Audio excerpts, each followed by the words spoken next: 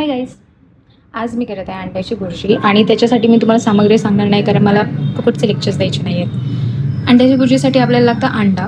तर सगळ्यात आधी आपल्याला करायचं आहे गॅस ऑन. पण त्याच्या पण आधी आय हॅव अ सजेशन.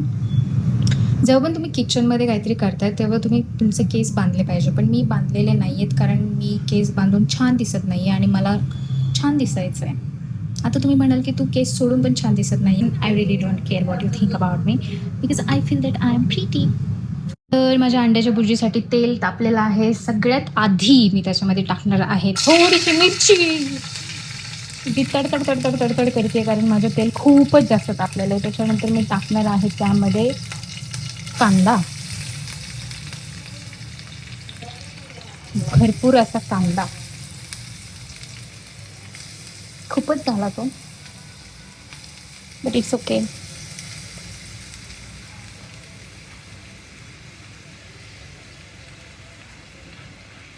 सोबतच टोमॅटो कापला होता, त्याच्यामुळे थोडेसे टोमॅटोचे देखील काप तुम्हाला दिसतील इथे. सो पण तुम्हाला आधी टाकायचा आहे कांदा, मग तो छान असा परतून घ्यायचा आहे लाल लाल होईपर्यंत.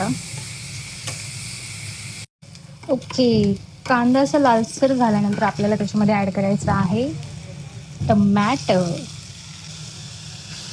आणि कांदा आणि टोमॅटो मस्त असं मिश्रित करून घ्यायचं आहे.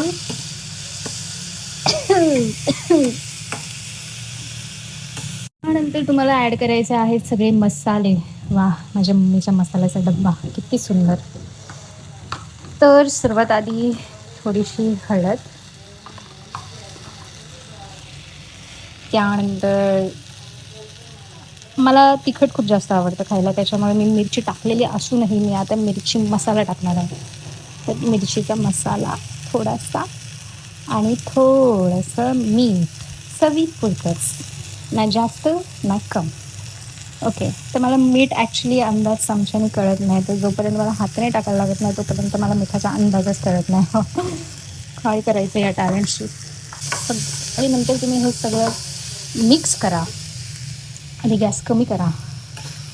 ओके, तर नेक्स्ट स्टेप अशी होती की तुम्हाला फोडायचे आहेत त्यामध्ये अंडे. पण अंडे फोडायला लागतात 2 हात आणि फोन पकडायला लागतो 1 हात, आणि मला देवाने 3 हात दिलेले नाही आहेत. I am so sorry for this पानसट जोक. पण त्याच्यामुळे मी तुम्हाला न कळवता 4 अंडे ह्याच्यामध्ये फोडलेले आहेत आणि मी बारीक गॅसच्या आचेवरती ते अंडे फ्राय करणार आहे. असे एकत्रित करणार आहे. त्याच्यामध्ये थोडासा गॅस मोठा करणार आहे म्हणजे ते लवकर शिजते.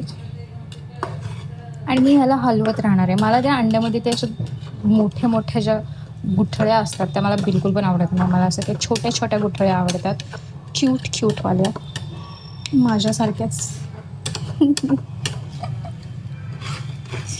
ओके, तर मी आता अंड्याची भुर्जी खाणार आहे आणि ती अंड्याची भुर्जी मी पावासोबत खाणार नाही आहे. मी ती चपातीसोबत खाणार आहे कारण मी पाव खात नाही. कारण जर मी पाव खाल्ले तर मी पावासारखी होईल.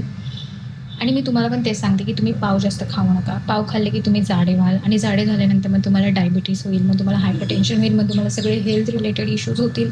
मग तुम्ही ह्यालाच ओव्हर थिंकिंग बोलतात का? I guess so.